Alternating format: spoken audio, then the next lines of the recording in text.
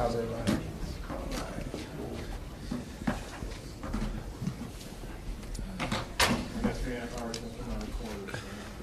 We won't be talking that long, Bob.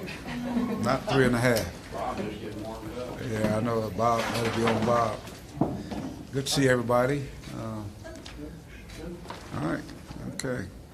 Of course, you guys have been introduced to the famous Mike Kaywood, and obviously excited about the job he's doing, and of course he comes at a time where when you look at our program, our team this year, there's a lot of unknowns, and what that means, we got a lot of newcomers. I think I was counting coming in here. There's probably, I think, 9 maybe newcomers, and to Razorback basketball lost quite a bit due to graduation, and we had some guys that transferred. But at the same time, I'm super excited about the guys that are returning: Daniel, Adrio, Gabe Usaborn, and of course Jonathan Holmes, who was probably one of the fan favorites. So those guys have got to step in big fashion and kind of be leaders for the young guys that are coming on board. But the beauty of it is we've had guys on campus since June, and giving those guys an opportunity to get acclimated and to the day-to-day task of going to class and also working out and trying to become better basketball players. And so now we've reached the point now, official practice starts, and very, very excited. I'm excited about the possibilities. On paper, it was a good recruiting class, very hard recruiting class, but I'm always one of those guys, I don't rush to judgment. The proof will be in the pudding, and we'll see what these guys will do on the floor. I challenge these guys to get better this summer. The guys coming back from last year to get better, and I think those guys have put in some time on the floor in trying to get better. Had a great summer in the classroom, so hopefully that kind of gets us into the fall semester, and we're practices here now. We're excited about it. We think we have some athletic guys, some size guys. One of the things I said at the end of the year, I want to be a more defensive-minded team and losing some 1,000-point scores. I was thinking about it the other day. We've lost some 1,000-point scores over the last few years. When you think about Dusty Hannas, when you think about Anthlon Bell, when you think about Moses Kinsley, and then, of course, we had 2 guys in the same game last year reached that plateau. So, how do you replace that? Obviously, we have some guys that we got to start off with, in the centerpiece with a guy like Daniel Gafford, but we've got to have some of these young guys to come up and step up for us. Guys such as Mason Jones, who just came from junior college, had a year on his belt. I think a big key is going to be to our team is going to be a guy like Jalen Harris, better known as J5. He's one of those guys that set out last year and got a chance to go against Darryl Macon and Jalen Barford. And by the way, I hope you guys have noticed that those guys are on rosters and they're doing well. I had a chance to watch some of Bobby's highlight last year, and I tell you what, he is the epitome of what Razorback basketball is all about, and he just continues to get better. And so that's going to be our mindset. Let's see if we can get better each and every day. And with the young teams, such as the team we have, that is going to be our motto. Each and every day we got to go out and we got to get better. We got to get better. And we've had some guys that, at times with the individual workouts we've had, that really stepped up and come on. Strength and conditioning coaches in place. Dave Richardson, that came in formerly at Ohio State, and I think he's kind of took the reins, and he's kind of going with it with our guys in the weight room. They're a little sore early on, but I think it's going to pay off big dividends as we get into this year. As I said, the schedule, without a doubt, is a very, very, for this basketball team, it's a very, very competitive, very tough schedule, and it's one that going to avail us some opportunities, some challenges, but some great, great opportunities. So it starts right now. Questions? Hey, Mike, I know Khalil tweeted something last week about he had a big doctor's appointment, was asking for prayers and stuff. Can you share with us what's going on with Khalil, and is there any update on his situation? Well, right now, Khalil went through some, recently went through a bunch of thorough battery of tests, and based on those results, he's not been medically cleared to participate in practice right now. So at this point in time, he's not practicing. At this point, it's been over a year. Are you still hopeful, or just what do you think for him moving forward? Well, that's the statement I just said, Bob. Right now, he's not medically cleared to play. So, as far as guards, I mean, you looking for Jalen to kind of take command as the oldest guard here, and just kind of running the things on the point. Who do you have looking at that right now? Well, I think with Jalen coming on board and having an opportunity to be here, and I thought that was the plan, to bring a guy in so he can get a little seasoning, get a little understanding of what it takes to man the floor, to command the floor out there in that position. And so right now he would be one of those guys.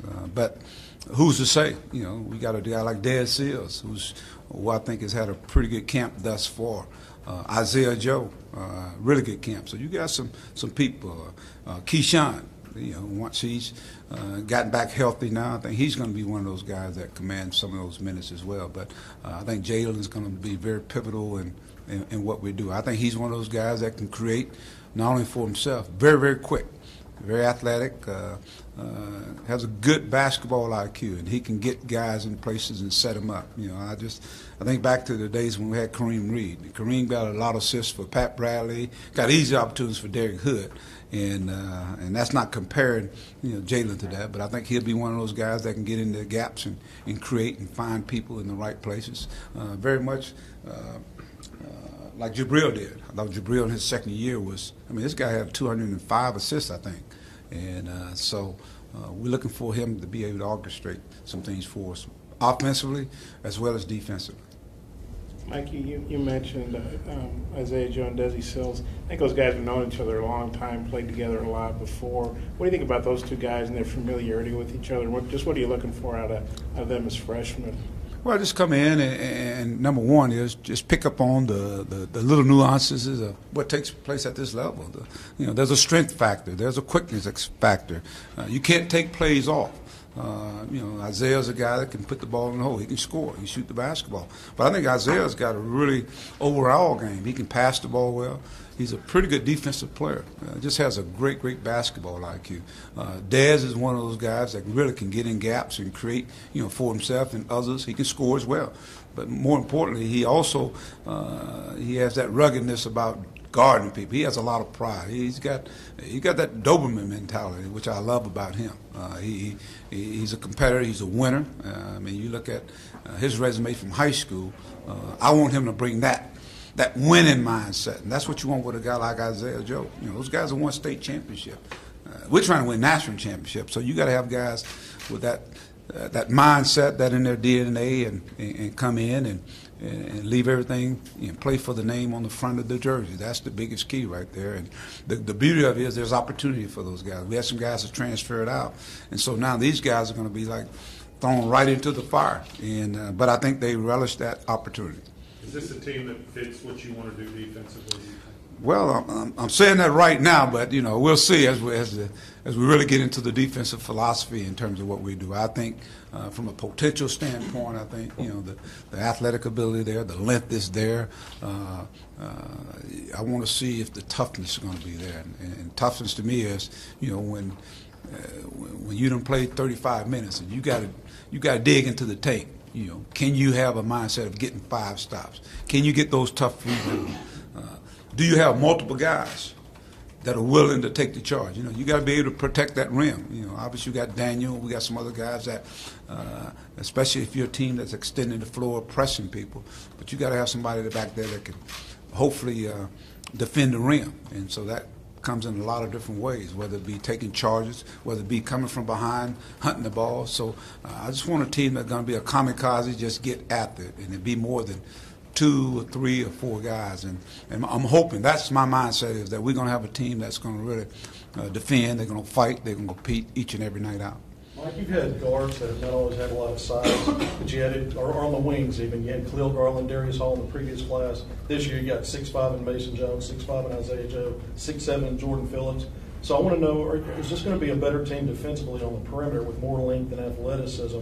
And what kind of versatility and matchup problems can that cause? Follow-up question to that is Jordan Phillips. Is he full go? Is he cleared medically full? He hadn't finished up yet. You know, he had a meniscus repair is what he had, and so he's still rehabbing that, and hopefully get him back here in the next month and a half or so. Jordan Phillips, that is. But when you talk about the other guy, those are question marks. I talk about question marks. You know, I can sit here and say, yeah, they're going to be.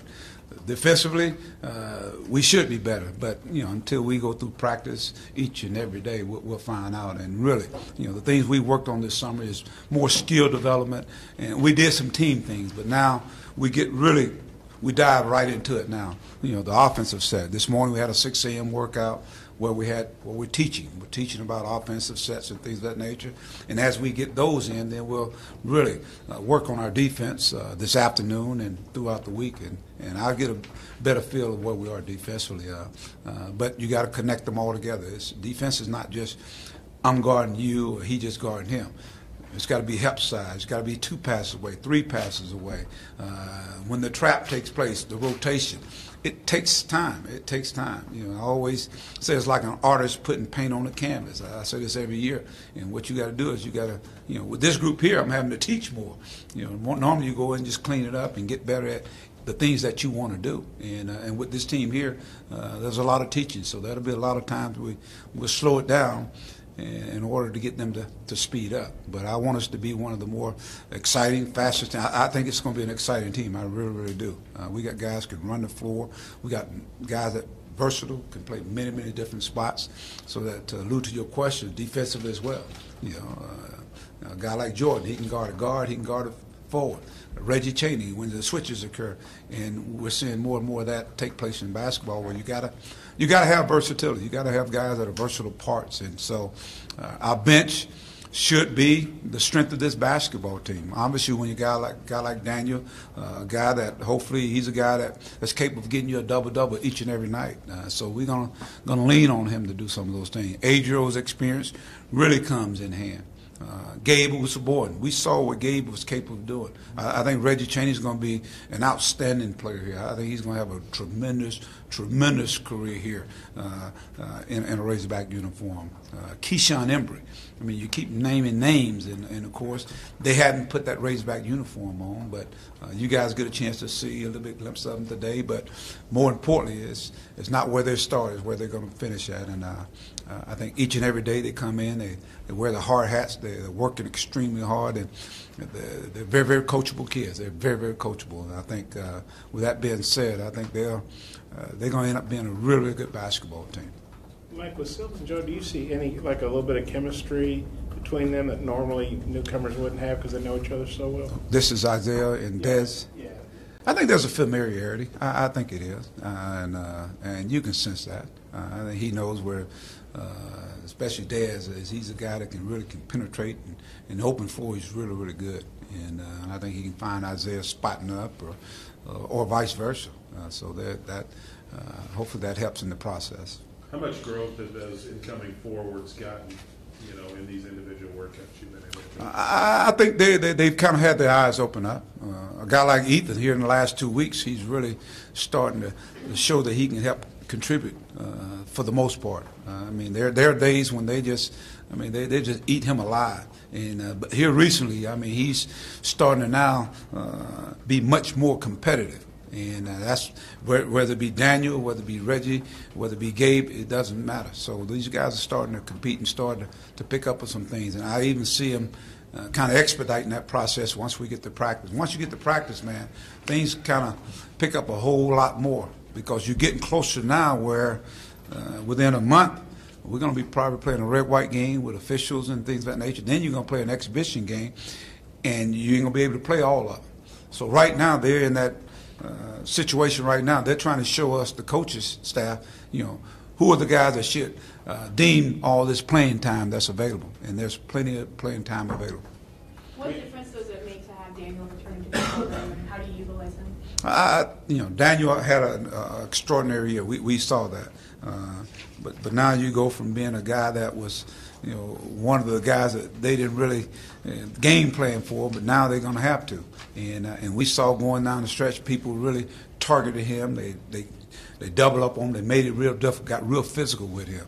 So one of his charges this summer was to get a little stronger, get a bigger base, get some more go-to moves. And I think he's had a really good summer. Went out to the Nike Academy and really played well. And so hopefully his confidence, the experience that he got last year versus this year, it's going to be a different animal because now people are going to game plan. They're going to come at you. They're going to make you maybe be the guy that distributes things out. But I think we'll still see Daniel continue to do the things he did.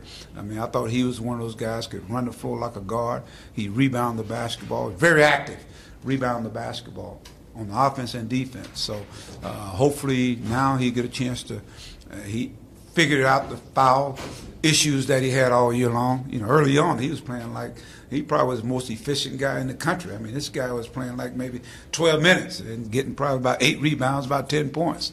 And then he figured it out, and of course his minutes kind of went up. So we just got to have a guy that's going to give us a presence, whether it be in the post, whether it be in screen and roll situation. Continue to attack the offensive glass.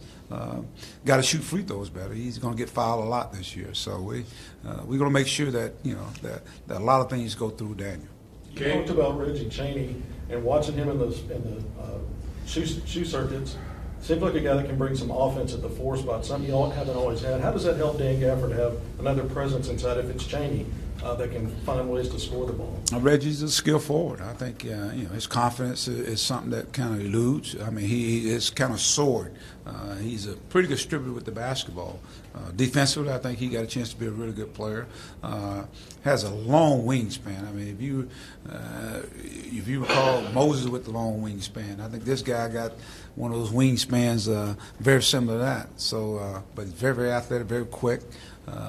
Can step away from the basket. So he gives us hopefully in that position where it's a tough matchup for people because he can step out and shoot it, and he can get it inside, but he also can go inside as well. And I think he's going to be a tremendous open court player. Gabe did a lot of the blue-collar things for you last year. What kind of transformation has he had throughout the summer? I think Gabe hopefully sees the opportunity to get more minutes. I thought the minutes that he played for us was very, very effective. Now hopefully the game can slow down for him even more as he gets an opportunity to play more. But I think he's one of those guys that is in the trenches, going to do all the little dirty work. Now, you think about a guy like Cody Clark. Cody was really, really big for us. Even a guy like Jacory, they do all the little things that add up to be big things. And Gabe is one of those guys at 6'8". I mean, he's very, very versatile. He can get it and go coast to coast. I just got to make sure he understands. Sometimes you got to pass on up the floor as opposed to dribbling it up the floor. We're working on that, but I think he plays with his heart. And that's going to be a big thing about this team here. They're going to have to play with a lot of heart, to make up for the, people are going to say the inexperience. And the only way you make up for that is that, how hard you play, how hard you compete. You got to play together. You got to be the ultimate team. Mike, how would you feel about the team's conditioning overall? And who were the best guys running Cleveland Hill? The Cleveland Hill, I think it was Dez and Isaiah. Funny you had mentioned that. Those guys, they were the guys that finished, did not even stop running, and so that was pretty impressive. They've had a pretty good camp up until this point. Our conditioning was. I thought they did a pretty good job. The difference in this year now is that to me the conditioning takes place whenever they're on the floor. You have 8 weeks in the summer that you can work with these guys. And then, of course, when they came back from the fall, we've been going at it, 4 hours of individual workouts that you can do, and plus the weight room. So I think they're in pretty decent shape. I'm going to find out real quick what kind of shape they're in this afternoon. Last one here. Yeah, I guess with the guards you've got, do you feel comfortable that they'll be able to produce enough to be able to space the floor for Daniel, for Reggie, for an Adrio to be able to play inside? Well, that's something our coaches and I we talked about at length. Do we have guys that can extend the floor? When you have guys like Barford and you had a guy like Macon, along with Anton Beard, people had to honor him because he can shoot the basketball. Do these guards command that same respect? Because obviously they're going to try to pack it in there on Daniel. And so a guy like Mason, he's got to be able to knock shots and create shots. I think we do have guys that can shoot it. We'll find out, more as we go, and that's what the practice to me are really geared toward. Find those guys that you can be knockdown shooters. Who are those guys going to be when it's clutch time? Who's going to be that guy? But I feel we do, and but I think that's something that we've got to work on and create in a team setting, and we find out our tendencies. Who are going to be those guys? Hopefully we can have a core in each and every year. We always talk about having that core of 8 to 9 guys, and right now it's wide open. It's wide open in terms of who are going to be those guys that are going to start for this basketball team. And that excites me because now we can shape this team how we want it to be, and we want it to be one of the better defensive teams we've had since we've been here. All right, thank you, guys. Yeah, this first day off. This is my first day. Yeah.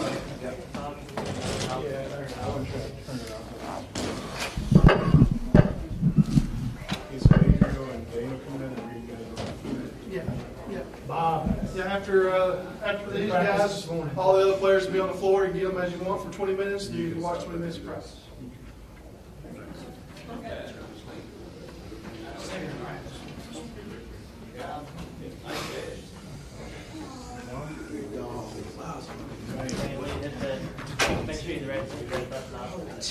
You should get this.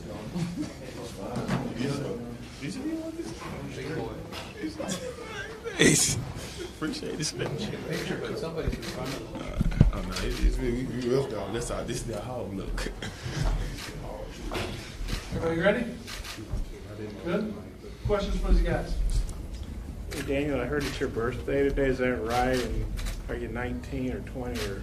Yeah, it's my birthday. I'm 21 on 30.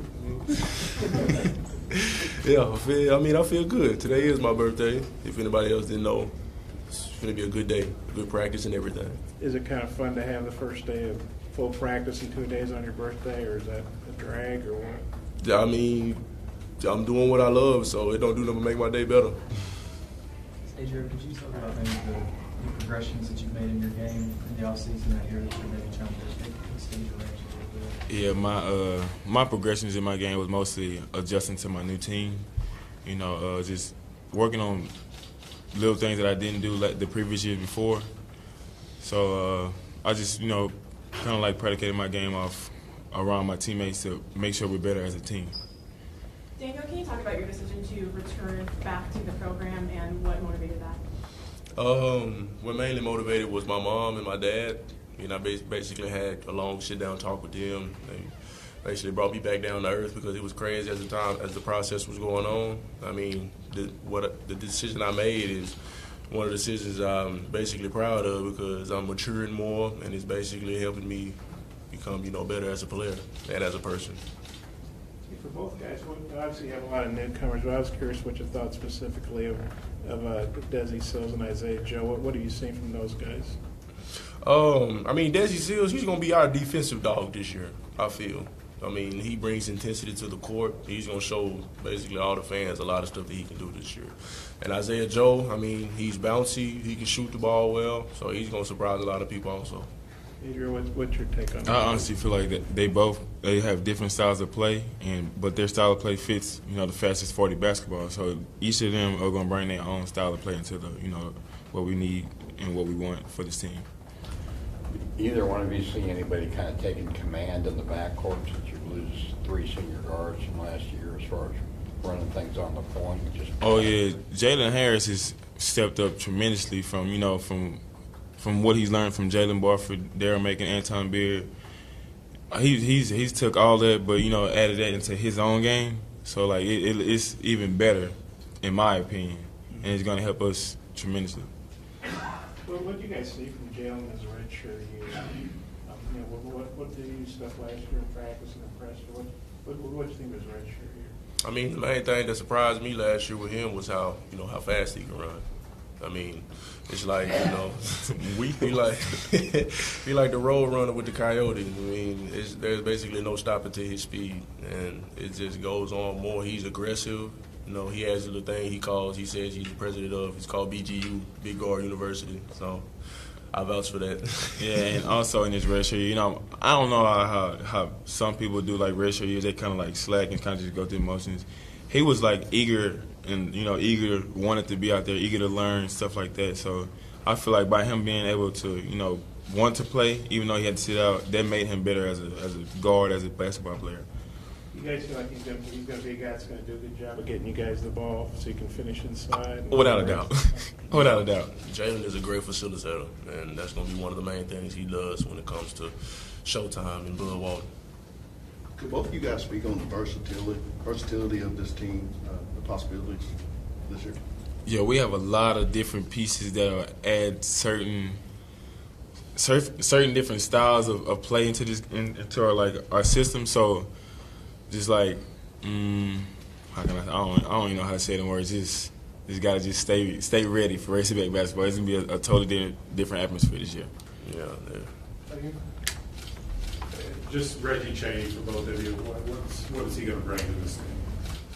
I mean, Reggie, he's going to bring that dog mentality when it comes to, you know, crashing the boards and stuff like that. I mean, he can shoot the ball well on the inside. He can shoot threes like pretty much any other person his size can. He's basically a dog, and that's what Coach Anderson wants. He wants dogs.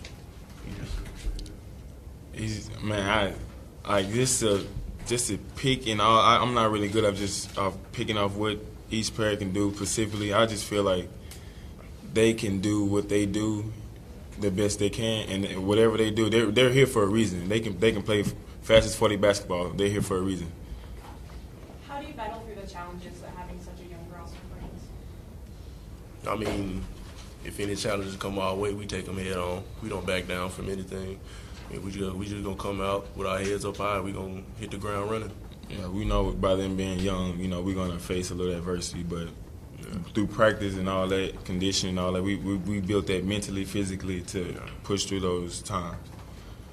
You guys went from having like 6 seniors to no seniors. Adrian, you're the only scholarship junior. Daniel, you're one of the oldest guys. You're just a sophomore. What do you think about not having any seniors and having, you know, such an inexperienced roster? Me personally, I feel like that's kind of making me and him and the other returners step up a little bit more and, you know, teach the younger guys the knowledge that we know. You know, that we know what's right and we know what's wrong. So we would have to, you know, tell them what's right and what's wrong and lead the team the best way that we can. Basically, what it's going to have to do is going to have to test our leadership skills. I mean, the young guys come in and they see us and they're like, oh, we got to be in the footsteps of the old guys. So basically, we got to, you know, lead by example. We got to be vocal with them. We got to show them the right things to do and tell them the wrong things not to do. Last one here. Dan, a couple of questions. Do you have the green light behind the three-point line now? That's part one. The second part of that is, I noticed early in the SEC season last year, some of the strength and speed and some of the guys inside were adjusting to that. Do you think you're coming in with a mindset now where teams are going to really have to adjust to you in your second year as a Razorback? I'm going to answer the green light one last. But I feel there's going to be a lot of teams that's going to, you know, come at me like, you know, I'm a well-known factor on the floor. Because as Coach A says, I'm going to be on the scouting report now. Because last year I wasn't really on the scouting report, but now I'm for sure on it. So basically one thing I'm going to have to do is basically gut up and be ready to play every time the lights come on.